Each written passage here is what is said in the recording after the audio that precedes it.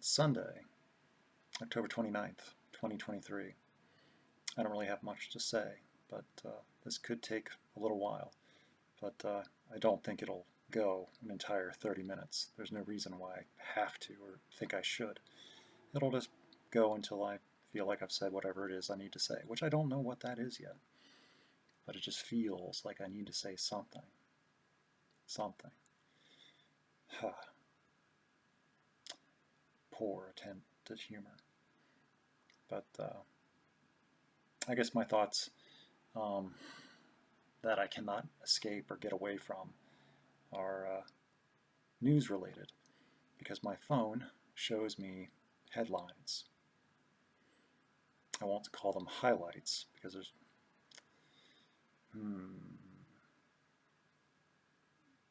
not much good, and it's interesting to see how that is determined, how different headlines are shown and distributed, which ones are shown, and how they're phrased, and the tone and the message with the implications. And you can tell kind of,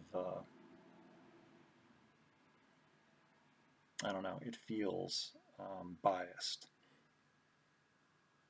Or I believe it's supposed to be unbiased. Just stating the facts, not trying to prompt the reader to, side with one side or the other, because I just don't have all the facts. And a lot of times the articles themselves, they don't provide the whole history and context of the whole situation, because it's been going on for so long. And the funny thing was, this morning, to put a little bit of absurd humor into it, was the first article I saw was the latest news on the war that's either already started or a continuation or about to go. It's like, who's to say? It's been going for so long that there's just pauses in the violence, but not really.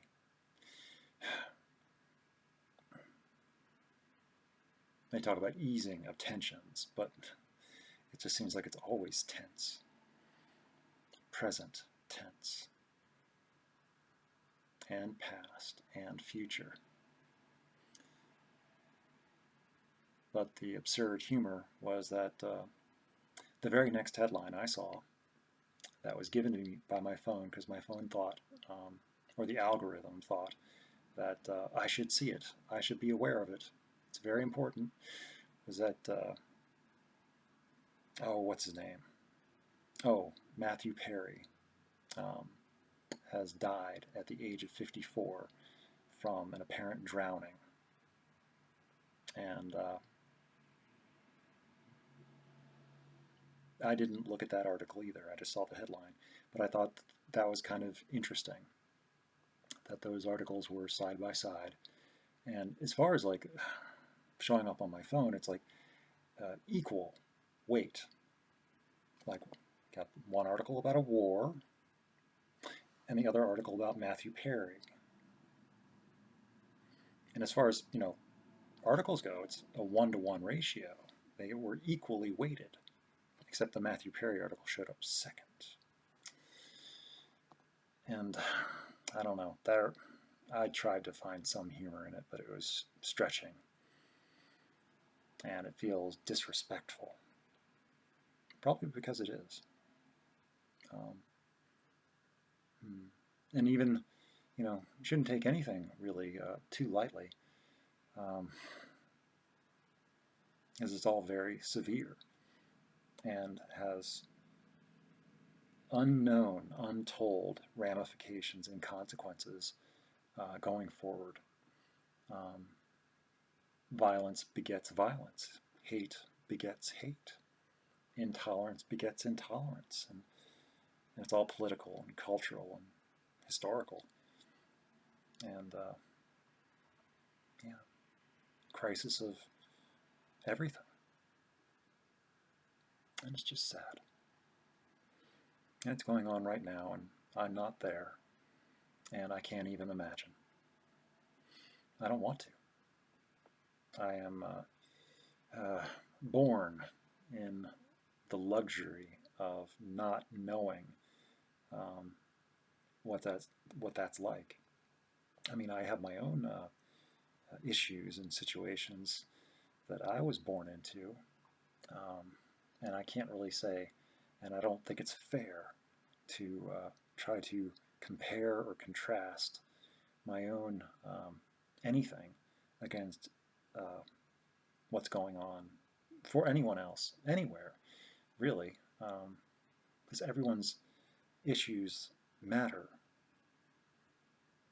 because they're their issues, and they might not amount to the same as anyone else's issues, but they, for me, it's like they are my issues. They are important to me. They might not matter to anyone else, but they're my issues. I'm the one that has to live with them. I'm the one that has to deal with them. But still, when looking at from my perspective and being a witness to other people's situations, from the little I know, which I don't know much, I just can't imagine. Just living and dying in that situation, just the unknown, like family and friends, just every day, just not knowing if you'll ever see them again or talk to them again. Just they go out to go grocery shopping and they just never come back because of some random uh, bombing or attack, or even friendly fire from friendly forces. Just they got bad intelligence, and you know a rocket attack on a hospital or a school or a playground or a bus or anything, or just misinformation or disinformation, and it's just fueled the fire of either side of who was to blame and who knew what when, and that plausible deniability, which I guess the phrase I came up with that recently was plausible deniability is tantamount to tactical cowardice or tactical deception. Now, is that strategy, or is that brinksmanship? I don't know. It doesn't feel good, though, and it doesn't feel right. But it's all about winning, as though that's a possibility. I don't believe it is. I think situations like this are just lose-lose. No one wins. Everybody loses. And that reminds me of that from my growing up. My context to that situation comes from a 1984 movie called War Games, starring Matthew Broderick, and also had Dabney Coleman, I think, in it too. But a supercomputer is involved. And anyway, the long story short was to shut down the computer simulation program, which had gotten the access codes to launch thermonuclear warheads at opposing countries, to test out how that's going to go, because it had run simulations and things like that. And it wanted to see who was going to win, which side, East or West, because this is around the Cold War. And it couldn't figure out, what was the best tactic to, play out the strategy and scenario. And the character of Matthew Broderick, a whiz kid, great with computers, like a teenager.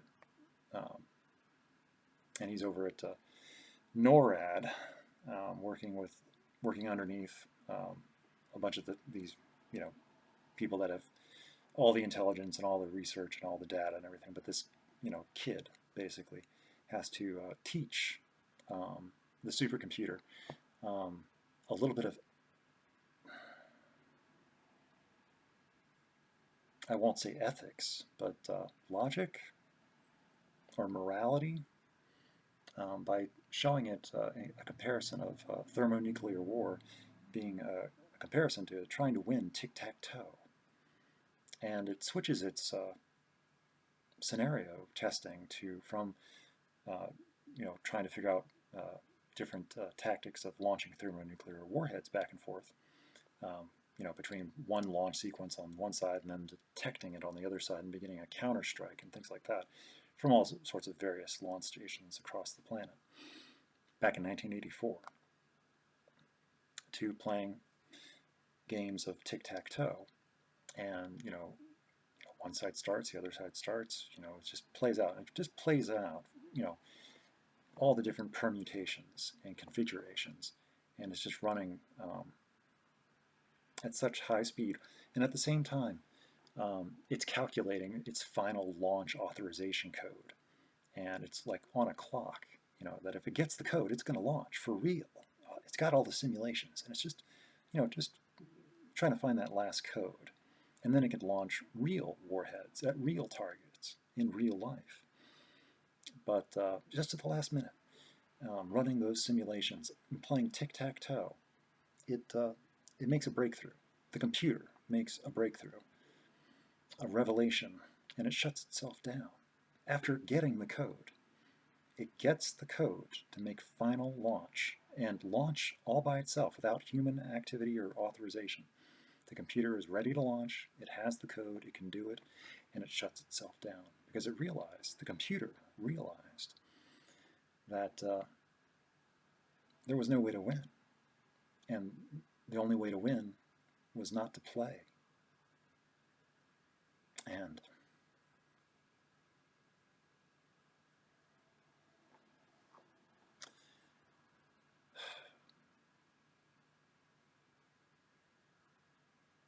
I don't know, it was a powerful message. And I remember that from when I was just, I was just a kid. But it was a really good movie, and it left a significant mark and impact. And, I remember it, I can play it right now, I can watch the entire scene. And, I've seen the movie a couple times, but still, I remember it well, and that lesson. And also just that the computer learns a little bit of something beyond its own coding that it was not taught, and it wasn't anything like, it wasn't a human emotion, it wasn't like compassion or anything, or empathy, or, it just learned that, it was kind of a waste. And not that the computer really saw that human life or resources or infrastructure were, going to waste or anything like that. It just thought the whole exercise was a waste, and it could do something else. It got bored. The computer got bored and just decided, this is pointless. Why bother running these simulations? There's no winning. And it was trying to win. That was the thing. The computer was told that it was trying to win, and it couldn't figure out how to win, so it stopped because it was an unwinnable situation. And that applies to today, and applies to right now. And there are no acceptable losses, because as soon as we start talking in terms of acceptable losses, then we've already lost. And that one quote that I always liked about any civilization or any country or any society that is willing to sacrifice a little bit of security for a little bit of freedom loses both and deserves neither. And that strikes me as pretty true. But I'm just a witness to these times, and I don't have much of a voice, and my voice does not carry, and it doesn't matter, but I still care. And I care enough to talk about it, and I care enough to share my own thoughts, and anybody passes by and happens to listen or hear or see, and maybe they disagree, or maybe it bothers them, or maybe they are also just, they don't know what to think. And it's so far away. It just feels, again, disrespectful, but it feels unreal. It sure feels real to them, though. And it's like I am so privileged to be sitting where I'm sitting and talking about what I'm talking about without any understanding of what it's like. And that feels bad.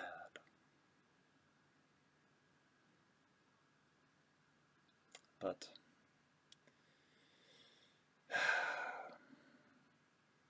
I guess that's pretty much what I wanted to say.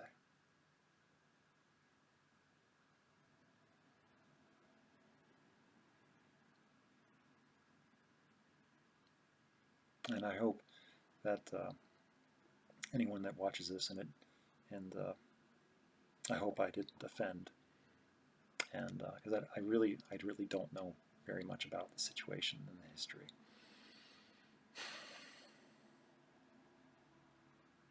And I am just using my own imagination of what it could feel like or be like. And I feel ignorant, and I feel a bit ashamed of that ignorance. Culturally blind.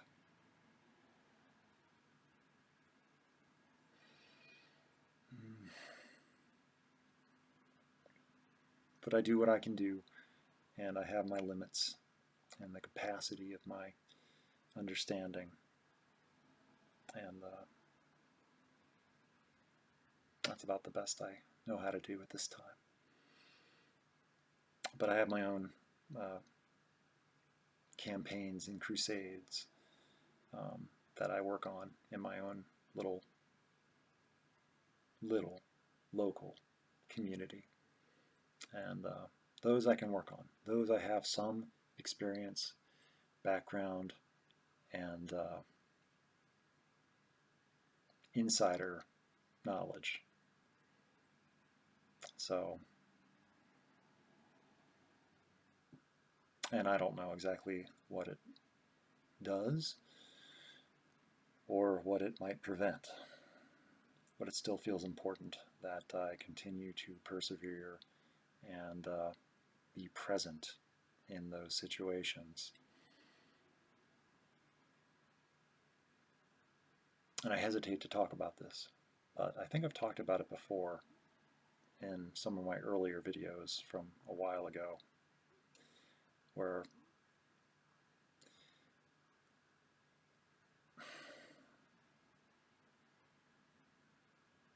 there are people that I encounter that are potentially dangerous to themselves and to others. And I really do not know what exactly they may or may not be capable of. But I feel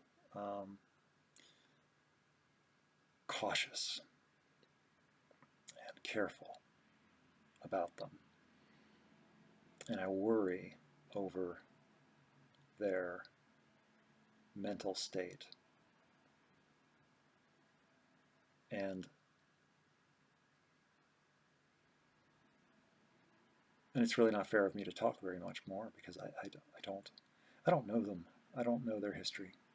But from the way they've talked and what they've talked about, it's scary. But these are people that are in pain, and these are people that are hurt, and they are seeking help. And I have some knowledge of these things. And to different degrees and different aspects, I have been in similar situations. But I just happen to come from a different background.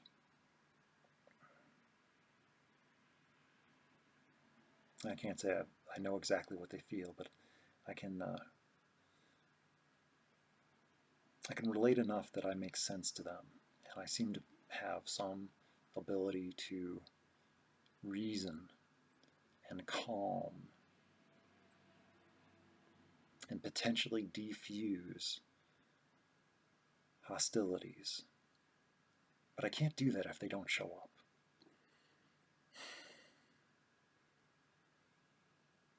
And the one I'm thinking of did not show up last night.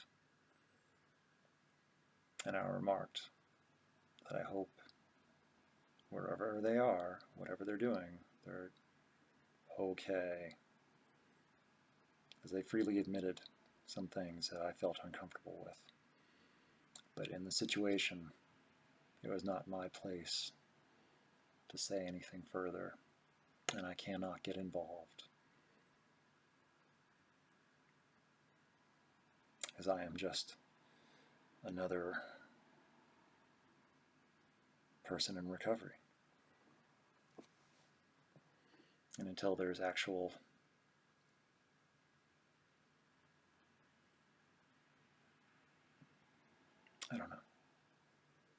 I don't know how the system works.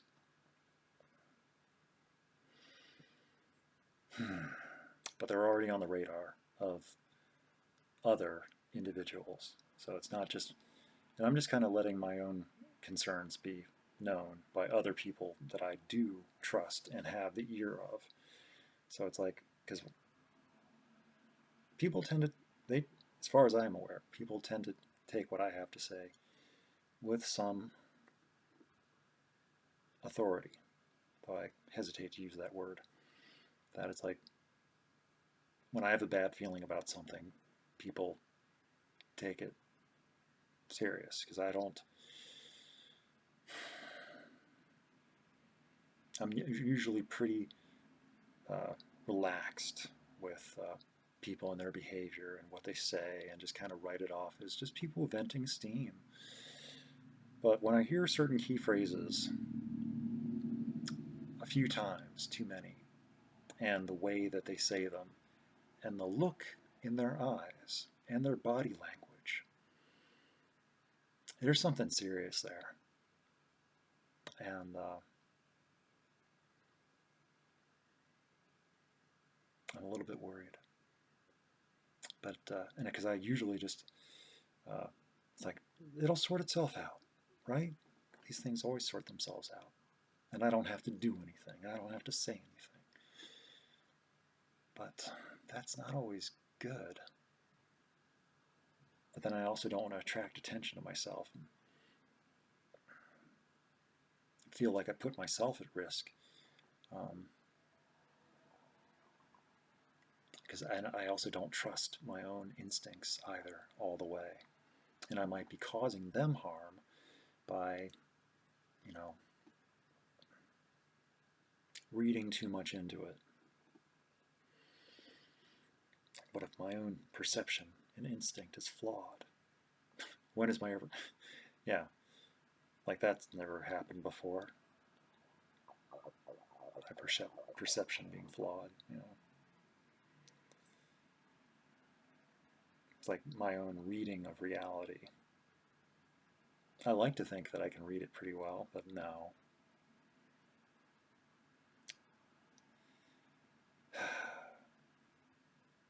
So, anyway, these are why I try to maintain that these are anonymous recordings. And I am just talking to myself, letting myself know where I'm at and what's going on, and keeping a record. And I don't know now what I will know later. So even tomorrow, I might look back on this and be like, oh, well, crap. Or a week from now, or a month from now. It's like I was already, at this point, on October 29th, 2023, already, And so, but I cannot act. Not at this time. And if it turns out I was supposed to have, or I should have,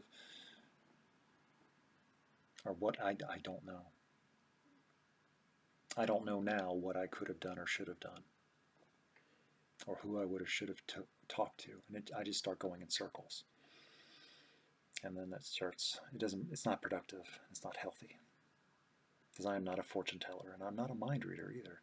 And I don't know. Of course, I don't know anyone really. I don't know any of the people that I consider that I trust either. And I trust them, but I don't really know who they are. I have a sense of them, and I think that a fair number I have a pretty good sense. But I still don't really know them and what they're capable of in different scenarios, when pushed, when tested, when at their limits. And the same could be said for me. I like to think that I know myself, because I have been there in first person. And what I can do. And I like myself.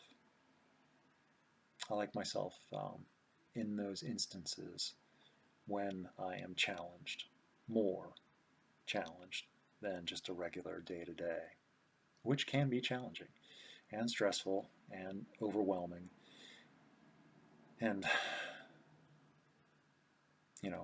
burnout, shutdown, meltdown. But when situations need someone to step up and to, because I don't like to take charge, but when there's no one else around and no one else seems to know what to do, it's like I will reluctantly do the best that I know how to do. And those rare instances, I don't know how it gets done. I don't know. But stuff happens, and it gets done, and it turns out good. It turns out better. And I'm just glad I was there in the right place at the right time to be of some assistance and being a benefit to whatever cause or whatever situation, instead of a detriment, or worse yet, a liability. As that's how I always used to be when I was just a practicing, active alcoholic. Now over 7 years in sobriety and still practicing sobriety. And I feel a lot more confident, grounded, stable, resolved. But I still don't know who I am. But I'm finding out. And I'm also trying to be the person that I want to be. And that includes the person that does not know how to deal with the world. And I also don't know how to deal with individuals. As far as just communication, just simple communication, conversation, correspondence. No, I have no idea. I'm just kind of just lost on that. I still try though. I still find it worth doing and worth attempting, and so I do. Of course, it's not mine to say how successful I ever am, or if,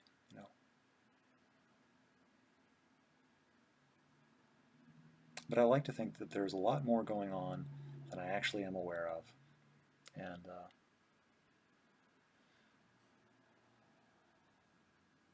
my knowing is not, it's like, I know enough, and my knowing more at this time might change my behavior. So it's like I'm kind of just, I know enough. And if I need to know more, hopefully I'll be let know. So anyway, well, that went on for half an hour anyway. So yeah, so I guess I should go.